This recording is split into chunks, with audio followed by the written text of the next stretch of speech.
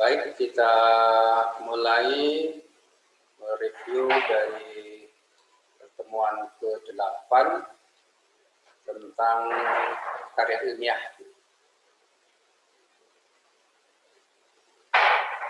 Ada tahapan dalam penulisan karya ilmiah, yaitu 3 tahapan. Tahapan pra-penulisan, tahapan persiapan ini sebenarnya. Ini tahap yang paling lama sebenarnya dalam proses penulisan. Mulai dari menentukan topik, orientasi topik, kemudian menentukan pembatasan topiknya, tema, rumusan masalah, tujuan, kemudian dari bahan di sini yang dimaksud bisa dari penelitian atau dari studi pustaka. Karena itu pada tahapan pengumpulan data, analisis data, itu semua masih pada tahap penulisan. Kemudian laporannya dibuat sebuah kerangka karangan. Kerangka karangan pada dasarnya adalah perincian topik besar menjadi subtopik yang lebih kecil. Kemudian jika tahapan itu sudah selesai, maka langkah berikutnya adalah menulis draft. Mulai dari pendahuluannya sampai pada kesimpulan, walaupun tidak bisa tergantung dari kesepakatan antara dosen dengan pembimbingnya, bisa semua diselesaikan dulu atau per bab gitu. Kalau semuanya berarti ada di draft. Yang terpenting draft itu harus segera dibuat. Sejelek apapun draft itu masih lebih baik daripada mau nulis bagus tapi dalam perencanaan. Ya, ada kata kunci gitu ya, kalau menulis itu apa yang dimulai dari mana gitu. Ada yang mengatakan menulis itu dari yang bisa ditulis saja. Dalam sistematika itu kan ada mulai dari halaman judul, kemudian nanti ada daftar, isi daftar dan seterusnya, ada prakata, ada dawai duduk. Itu bisa dimulai dari situ. Sebelum ada isinya, bisa saja dimulai. Karena dengan memulai itu akan mendorong ya, penulis itu untuk segera menyelesaikan. Ya, ternyata dia sudah menulis halaman judulnya, menulis prakatanya, menulis riwayat hidup, menulis sebagian daftar pustaka. Nah, ini menjadi dorongan gitu, untuk segera menyelesaikan tulisan itu. Karena kecepatan sebuah skripsi misalnya itu sangat tergantung dari keaktifan dari penulis itu sendiri. Makin cepat dia menyelesaikan tulisan, makin cepat dia selesai. Ya pasti prosesnya adalah nanti melalui tahapan revisi. Jadi penulisan dari kalimat menjadi paragraf, menjadi teks menjadi draft, tulisan akhir misalnya. Ini belum selesai, maka tahapan yang berikutnya adalah revisi. Revisi itu bisa dilakukan oleh penulisnya sendiri maupun oleh pembimbingnya. Apa yang direvisi? Bisa dari isinya, apakah sesuai dengan teori-teori yang ada di dalam bidang ilmu itu. Metodologinya apakah sudah benar atau belum, cara pengumpulan data, analisisnya. Juga revisi bahasanya. Maka seringkali ketika draft itu sampai di pembimbing dicoret, ditanda, dicoret-coret. Kalau skripsi atau draft itu diberikan coretan, semakin banyak coretan itu semakin mudah sebenarnya bagi penulis skripsi atau tulisan apapun di situ. Karena dengan banyak dicoret, kemudian diberikan alternatif biasanya, langsung diberikan petunjuknya. Jadi beruntung kalau dapat pembimbing yang banyak mencoret.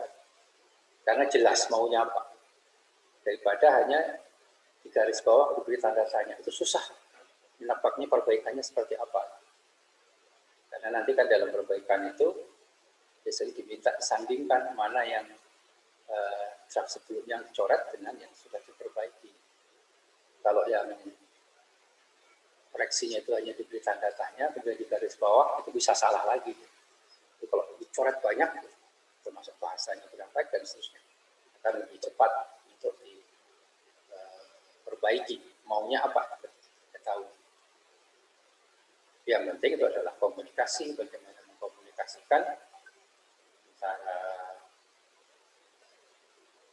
mahasiswa dengan pembimbingnya. Kadang-kadang ada permasalahan itu kalau nggak selesai-selesai itu ngilang. Ya. Yang hilang itu mahasiswa yang kadang-kadang ngilang. Kalau nggak segera lapor, gitu kan. Kadang-kadang malah dicari. Gitu. Karena itu ada komunikasi gitu, sampai di mana. Kalau ada masalah segera dicarikan solusinya. Karena fungsi pembimbing adalah memberikan arahan. Gitu. Tapi tetap saja bahwa selesai tidak hanya sebuah tulisan, itu tergantung dari aktivitas mahasiswa tersebut atau keaktifan mahasiswa. Ada cerita temannya sudah lulus, belum selesai, belum nulis, dan orang tuanya bertanya, Pak, apa anak saya ini kurang pintar? Gitu. Bukan Pak, bukan kurang pintar, yang lain sudah nulis, dia belum pintar. Karena kalau menulis laporan, menulis draft itu memang harus dipaksakan. Tidak bisa menunggu ilham gitu. Ya, dipaksakan itu dalam lama selesai tadi. Mulai dengan yang bisa ditulis. Di lapangan, misalnya itu bekerja-kerja di lapangan atau eksperimen, apa yang dilakukan ditulis saja. Draft itu semakin banyak bahan-bahannya, nggak perlu dipilah-pilah dulu nanti. Pada saatnya untuk memilah, tapi ketika mengumpulkan data itu sebanyak mungkin data, baru nanti bisa dipilah. Jadi dari revisi ini bisa saja ke tahap penulisan lagi. Kalau misalnya metodenya salah, gitu kan, datanya kurang, ya kembali lagi ke penelitian awal lagi, ke lapangan lagi, bisa terjadi seperti itu. Karena itu lebih baik ketika di lapangan lebih banyak berkomunikasi juga apa yang harus dicari dan seterusnya. Ciri-cirinya, jenis-jenisnya sudah saya pikir. Kemudian menentukan topik, ini masih tahapan persiapan yang berada di sekitar penulis, menarik, terbatas, dan ada referensinya. Topik harus dibatasi, ada spesifik, kemudian ada tema, topik yang dipilih ada aspek tertentu jangkauannya, bisa pagi dari budidaya, dari penyakit, produksi, bahkan dari penanganan pasca panennya. Judul, kalau memberikan judul itu bisa di awal, bisa juga di akhir. Tapi judul awal itu memberikan arah. Karena judulnya menggambarkan topik dan isinya. Sehingga seringkali kalau sudah selesai, waktu terakhir membuat judul, nah itu ada perubahan sedikit. Tapi topiknya sama, yang berbeda nanti mungkin kalimat di akhir. Judul itu bisa diperbaiki di akhir. Dan selesai penulisan. Kemudian buat karangan atau outline itu untuk memudahkan bagi penulis untuk mencari bagian mana yang bahannya perlu ditambah atau referensinya. Rangka mulai dari pendahuluan, latar belakang, kemudian rumusan masalah dalam bentuk pertanyaan yang harus dijawab, dan ini harus sinkron dengan tujuan. Ketika rumusan masalah sampai dengan tujuan, ya untuk melihat sebuah tulisan itu selesai atau tidak terlihat dari tujuannya. Kalau ada tiga tujuan itu sudah dibahas belum? Kalau tuntas dibahas, kemudian dia dari kesimpulan, ya, maka itu tulisan sudah tuntas. Kemudian metode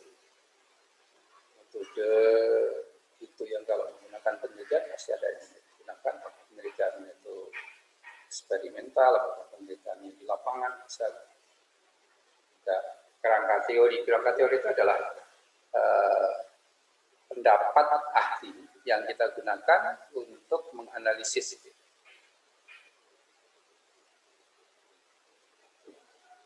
pembahasan, kesimpulan, bentuknya kesimpulan dan salah.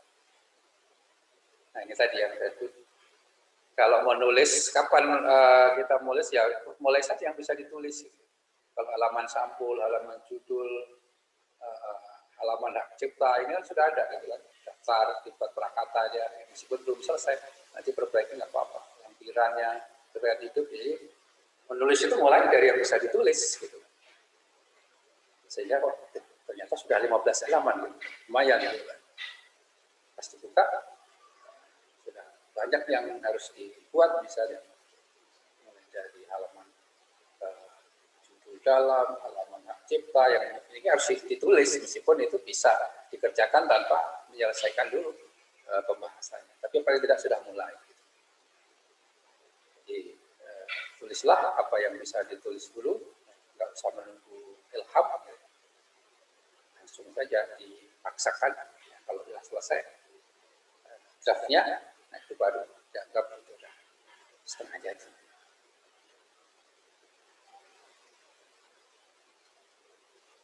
Itu yang terkait dengan karya ilmiah.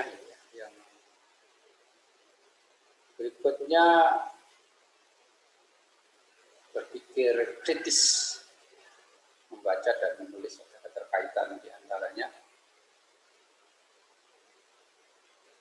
Dalam berpikir kritis ada standar-standar intelektual. Ini harus kejelasan, kelogisan, ketepatan, kedalaman, sampai ke 9 juga keadilan. Kemudian ada membaca literal, kata per kata, kemudian interpretatif itu penafsiran, kemudian pemahaman kritis dan pemahaman kreatif. Dari sini misalnya membaca telah mencakup pemahaman arti kata atau kalimat tekstual berarti, sedangkan interpretatif membaca isi bacaan yang tidak secara langsung dinyatakan dalam teks, ya, kontekstualnya di sini, penafsiran.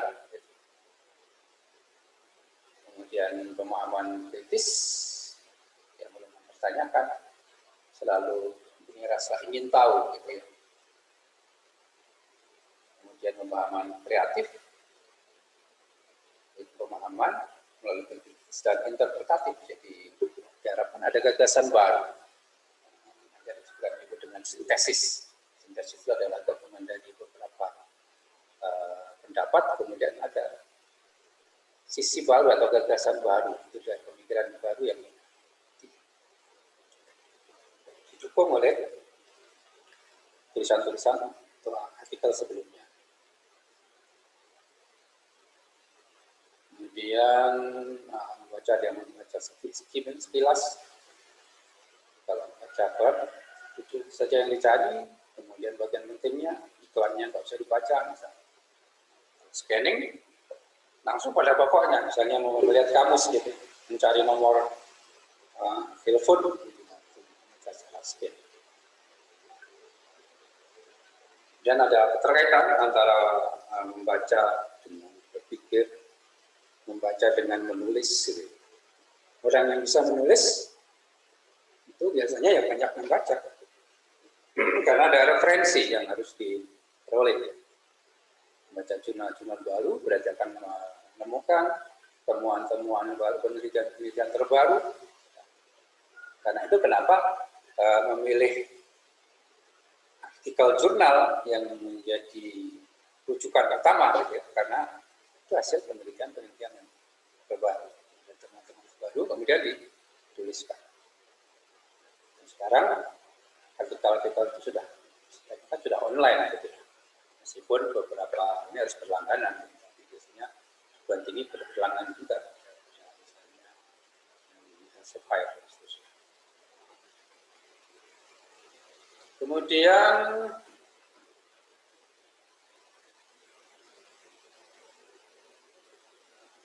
ringkasan.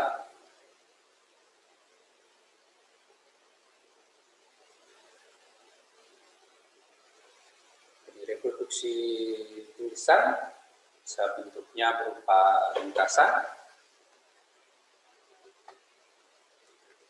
besar, atau dalam bentuk kutipan. Kalau ringkasan berarti menyajikan kembali suatu karya secara singkat, kemudian mengikuti juga susunan pikiran penulisnya. Dengan dalam mendalami referensi, menyeleksi informasi, dan menyajikan kembali secara singkat dengan kalimat dari penulis sendiri. Ringkasan itu sendiri. Kemudian kalau ringkasan harus mempertahankan urutan pikiran penulis, termasuk sudut pandangnya, dan tidak mengandung hal baru.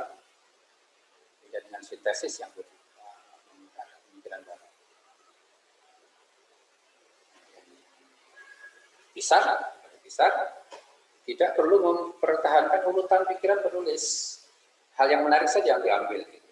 Jadi tidak perlu memaparkan secara holistik seperti pada ringkasan. Kemudian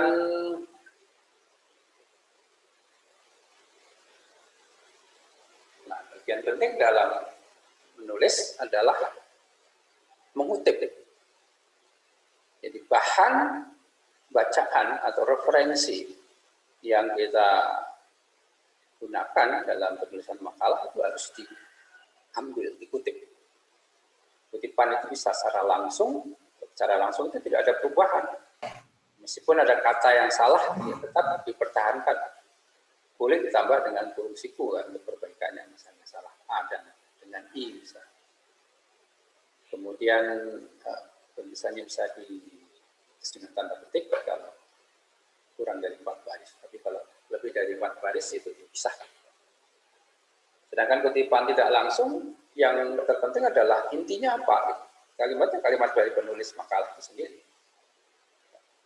Dan tidak perlu tanda petik, yang penting ya nama, kemudian tahun.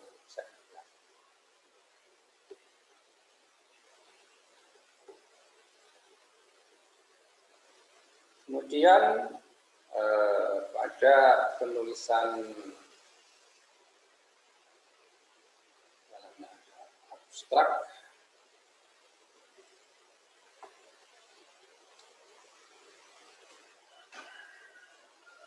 abstrak, pada dasarnya adalah intisari dari sebuah tulisan yang dituliskan dalam bentuk satu paragraf saja. Misalnya sebuah makalah kita membuat abstraknya, ya berarti itu setelah selesai. Memang abstrak itu bisa dibuat kalau sudah selesai. Nah, di dalamnya berisi alasan penelitian secara singkat. Kemudian metode yang dipilih, hasil pentingnya apa, dan kesimpulan utamanya apa. Itu yang biasanya dituliskan dalam abstrak. Kalau di pedoman penulisan karya ilmiah IPB itu ada abstrak itu, misalnya skripsi harus ada 2, yang ditulis dalam bahasa Indonesia dan bahasa Inggris, tidak lebih dari 200 kata.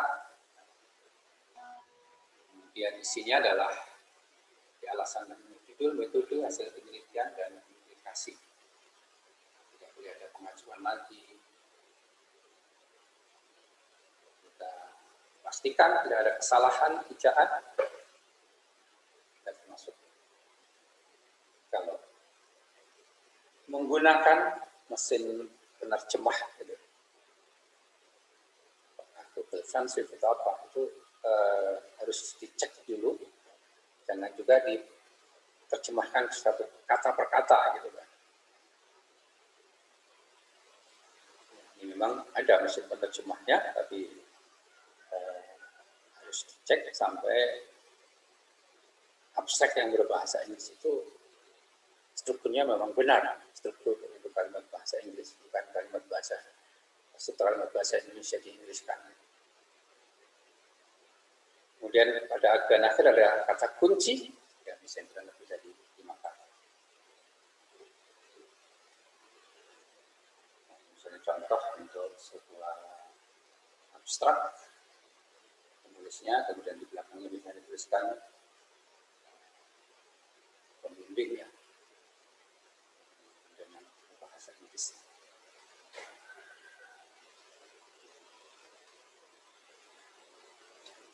Berikutnya materi tentang daftar pustaka, kaitannya dengan kutipan tadi. Jadi semua yang ada dalam kutipan harus dimasukkan ke dalam daftar pustaka. Sebaliknya, kita tuliskan ada 20 daftar pustaka, itu harus ada 20 kutipan. Bisa juga itu berupa data, misalnya. Jadi bukunya dari terbitan dari BPS, Badan Pusat Statistik misalnya. Tapi yang kita kutip bisa datanya juga, data yang diambil dari dokumen tersebut, bisa dari sensus. Jadi semua pustaka atau bacaan yang dikutip harus dicantumkan secara jelas di dalam daftar pustaka. Jadi harus dicek nanti ada berapa kutipan, ada berapa daftar pustaka. Kemudian penulisan nama dibalik dan disingkat, ya nama yang terakhir yang diletakkan di depan. Suhardianto H dari Heri Suhardianto. Kita pakai saja ini, meskipun di pedoman yang lain misalnya tidak disingkat, tapi kita gunakan yang bisa disepakati. Kemudian penulisan daftar pustaka tanpa gelar, disusun berdasarkan alfabet. Nah, ringkasnya di sini bahwa apapun jenis referensi atau rujukan itu, yang pertama kali ditulis adalah nama penulisnya. Kemudian kalau tidak ada nama penulis, misalnya terbitan dari IPB misalnya, maka nama lembaganya. Lembaganya IPB, singkatannya dalam kurung siku, kemudian baru disebut nanti. Kemudian tahun.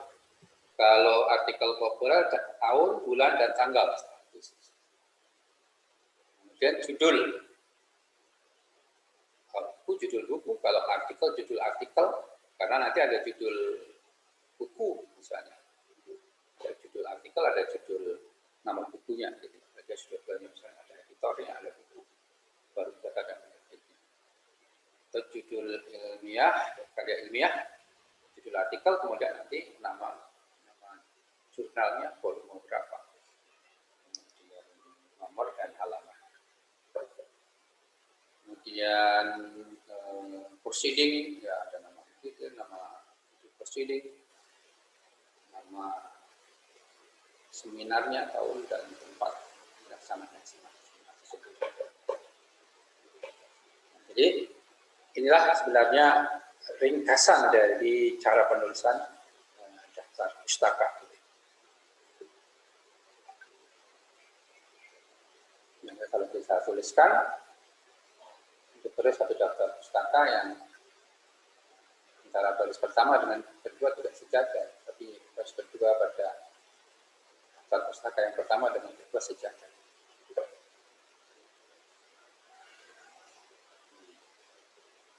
Jurnal artikel cetak, kemudian artikel elektronik, ringkasannya ada. Ada elektronik biasanya ada DOI-nya, ya, untuk mencari artikel tersebut. Kalau kita gunakan internet, biasanya kita masukkan DOI-nya akan muncul tulisan tersebut.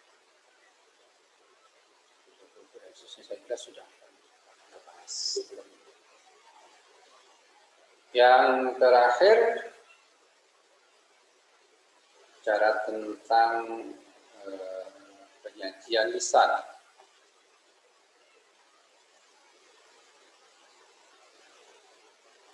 Jadi tidak ada yang bisa mengajarkan orang tampil berbicara di forum, kecuali selalu berlatih. Nah, orang diketahui gagasannya kalau dia bisa berbicara dengan baik. sekarang saatnya untuk mengungkapkan.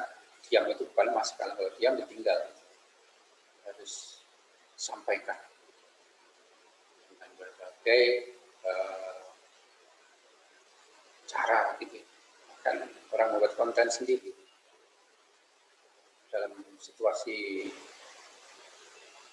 pandemi begini, misalnya yang bisa berkarya, yang bekerja memang terganggu, tapi yang berkarya tidak. Konten-konten ide-ide dia dan seterusnya bisa disampaikan sekarang, bisa melalui video YouTube. Itu mampu baca kemampuan menyampaikan gagasan pendapat secara lisan dalam forum resmi atau di ruang publik. Ya kalau sekarang di media di online gitu, dan di video kan untuk keterampilan kita berbicara di depan kamera. Yang tujuan berbicara kan bermacam-macam, tergantung dari kepentingannya apa. Kesiapan mentalnya yang harus disiapkan. Kalau yang terbiasa berbicara, maka tidak ada masalah berhadapan dengan banyak orang. Tapi tetap harus dicoba untuk berbicara. Kalau bagi yang belum pernah, karena berbicara di depan publik dengan berbicara dengan hanya di ruang kelas itu berbeda situasi. Kita harus menyiapkan diri, semakin sering dia berbicara, karena itu bisa dilatih dalam diskusi-diskusi, dalam berorganisasi misalnya.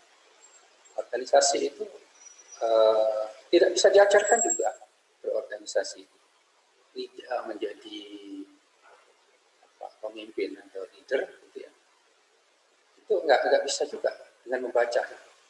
Harus dipraktekkan gitu ya. Karena itu praktek berorganisasi itu menjadi penting gitu. Bagaimana dia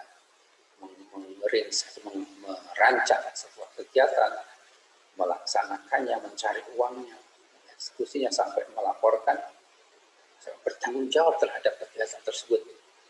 Nah, itu rata-rata yang sukses adalah yang mempunyai kemampuan untuk punya kemampuan leadership, gitu ya, kepemimpinan. Itu diperoleh tidak dengan membaca, tapi dengan praktek juga. Jadi banyak kegiatan, banyak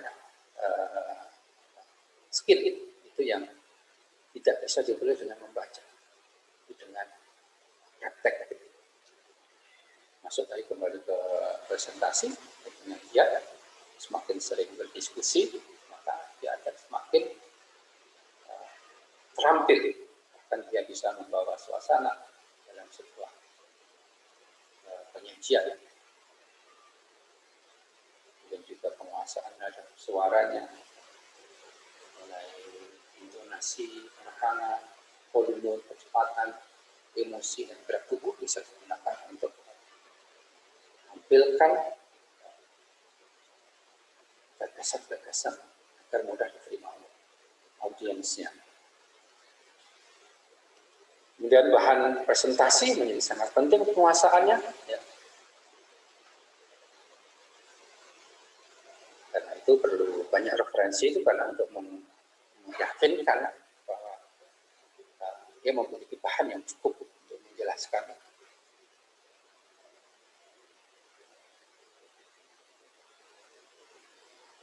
Pengulangan, sekali lagi pengulangan itu inti dari sebuah keterampilan.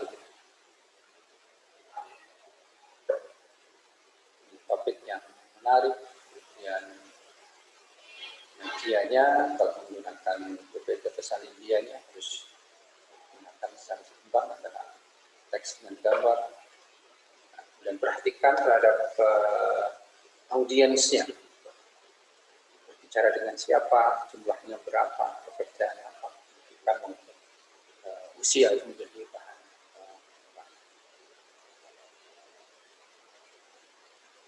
Harus santai dalam berbicara, kemudian penguasaan terhadap teknologi, alat bantu yang digunakan, kemudian juga penampilan untuk meyakinkan biasanya harus menampilkan ya rapih gitu biasa secara umum. Kemudian juga tepat waktu dengan lambat. Dan yang terakhir kemampuan menjadi moderator, ya memandu sebuah diskusi, misalnya memulai dengan gagasan-gagasan yang ingin disampaikan dalam seminar itu. Karena itu kalau moderator itu biasanya harus memiliki pengetahuan yang sama dengan narasumbernya, karena dia yang mengatur. Nah, itu yang bisa mengatur itu adalah orang yang paham. Ya. Karni Ilyas misalnya, meskipun kalau dilihat dari berbicaranya tidak terlalu lancar, tapi penguasaan terhadap materinya sangat baik dan bisa mengatur. Padahal kalau secara umum dari cara berbicaranya pelan gitu, tapi itu bisa mengatur karena tahu gimana yang harus didalami. Saya perlu latihan menjadi moderator pun tetap perlu berlatihan. Tidak ada yang bisa secara langsung. Karena itu ketika sedang menjadi mahasiswa, gunakan berbagai kesempatan itu untuk mengasah diri. Ilmu penting ya, penguasaan ilmu itu penting. Tapi soft skill lainnya juga tidak kalah pentingnya. Jadi indeks prestasi itu penting, tapi yang tidak kalah penting itu indeks pendekatan itu, kemampuan untuk berkomunikasi. Ya, biasanya yang paling cepat dapat pekerjaan itu yang paling gaul. Tapi kalau mau berkarya tentu akan lebih baik ya, menciptakan sendiri, buat peluang-peluang baru, membantu pemasaran petani dengan sistem aplikasi-aplikasi baru itu misalnya, tentu akan lebih bermanfaat gitu. Tapi tidak semua orang punya kemampuan yang sama. Nah, itu harus bisa memilih yang mana yang paling tepat sambil menguji atau tes kemampuan kita itu sampai di mana. Bisa lama menjadi mahasiswa, saya kira sangat baik untuk berlatih jadi berbicara, berlatih mengelola sebuah kegiatan, menjadi ketua panitia, menjadi pengurus organisasi, menjadi ketua organisasi. Itu tidak bisa diajarkan untuk memimpin gitu. Ya. Menjadi leader atau leadership itu hanya diperoleh melalui latihan. Saya kira itu review materi yang kita bahas